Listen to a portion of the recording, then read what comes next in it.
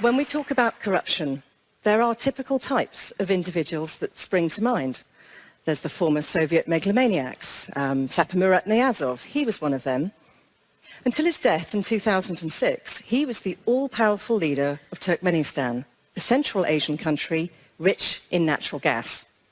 Now, he really loved to issue presidential decrees, and one renamed the months of the year, including after himself and his mother. He spent millions of dollars creating a bizarre personality cult, and his crowning glory was the building of a 40-foot-high gold-plated statue of himself, which stood proudly in the capital's central square and rotated to follow the sun. He was a slightly unusual guy. And then there's that cliché, the African dictator or minister or official. There's Teodorin Obiang. So his daddy is president for life of Equatorial Guinea, a West African nation that has exported billions of dollars of oil since the 1990s and yet has a truly appalling human rights record.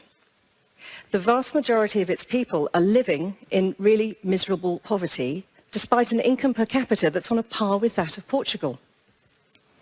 So Obiang Jr., well, he buys himself a $30 million mansion in Malibu, California. I've been up to its front gates, I can tell you, it's a magnificent spread. He bought an 18 million euro art collection that used to belong to fashion designer Yves Saint Laurent. A stack of fabulous sports cars, some costing $1 million apiece. Oh, and a Gulfstream jet too. Now get this. Until recently, he was earning an official monthly salary of less than $7,000. And there's Dan Etete. Well, he was a former oil minister of Nigeria under President Abacha. And it just so happens he's a convicted money launderer too. We've spent a great deal of time investigating a $1 billion, that's right, a $1 billion oil deal that he was involved with. And what we found was pretty shocking, but more about that later.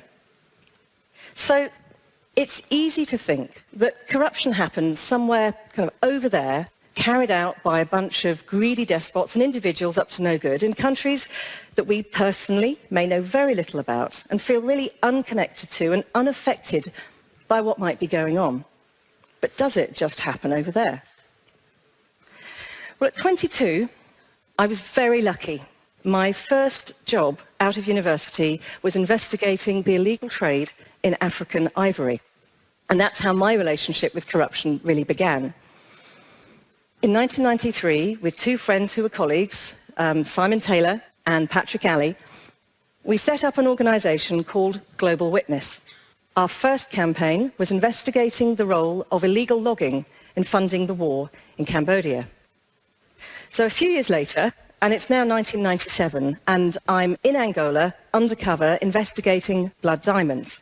Perhaps you saw the film, the Hollywood film Blood Diamond, the one with Leonardo DiCaprio. Well, some of that sprang from our work. Luanda, it was full of landmine victims who were struggling to survive on the streets, and war orphans living in sewers under the streets, and a tiny, very wealthy elite who gossiped about shopping trips to Brazil and Portugal. And it was a slightly crazy place. So I'm sitting in a hot and very stuffy hotel room, feeling just totally overwhelmed. But it wasn't about blood diamonds, because I'd been speaking to lots of people there who, well, they talked about a different problem.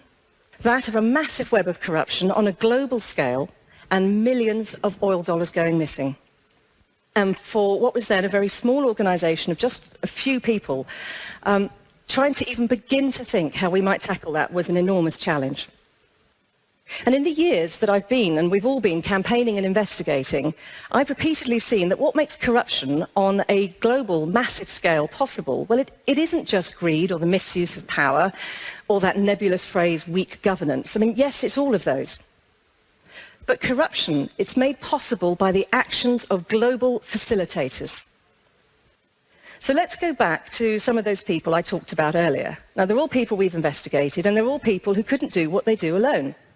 Take Obiang Jr. Well, he didn't end up with high-end art and luxury houses without help. He did business with global banks.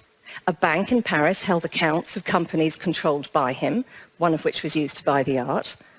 And American banks, well, they funneled $73 million into the States, some of which was used to buy that Californian mansion. And he didn't do all this in his own name either. He used shell companies. He used one to buy the property and another, which was in somebody else's name, to pay the huge bills it cost to run the place. And then there's Dan Atete.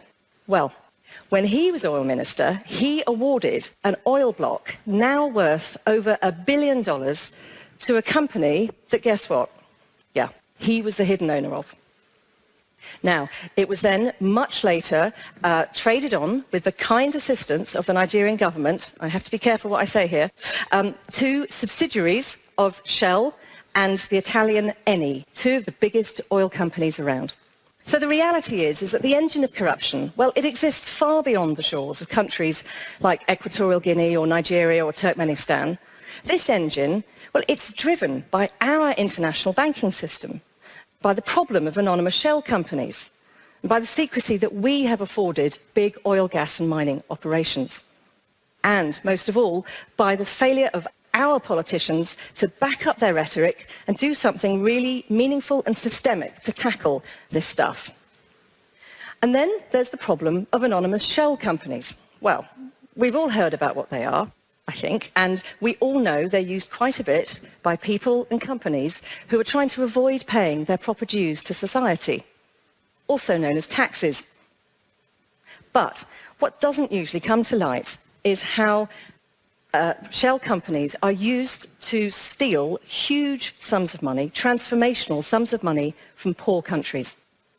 In virtually every case of corruption that we've investigated, shell companies have appeared. And sometimes it's been impossible to find out who was really involved in the deal. A recent study by the World Bank looked at 200 cases of corruption. It found that over 70% of those cases had used anonymous shell companies, totaling almost $56 billion. Now, many of these companies were in America and the United Kingdom, its overseas territories and crown dependencies. And so it's not just an offshore problem, it's an onshore one too. You see, shell companies, they're central to the secret deals which may benefit wealthy elites rather than ordinary citizens. And finally, well, there are those who believe that corruption is unavoidable. It's just how some business is done. It's too complex and difficult to change. So in effect, we just accept it. But as a campaigner and investigator, I have a different view because I've seen what can happen when an idea gains momentum. In the oil and mining sector, for example, there is now the beginning of a truly worldwide transparency standard that could tackle some of these problems. In 1999, when Global Witness called for oil companies to make payments on deals transparent, well, some people laughed at the extreme naivety of that small idea. But literally hundreds of civil society groups from around the world came together to fight for transparency. And now it's fast becoming the norm and the law. 2/3 of the value of the world's oil and mining companies are now covered by transparency laws. 2/3. So this is change happening. This is progress. But we're not there yet by far, because it really isn't about corruption somewhere over there, is it? In a globalized world, corruption is a truly globalized business, and one that needs global solutions supported and pushed by us all as global citizens, right here. Thank you.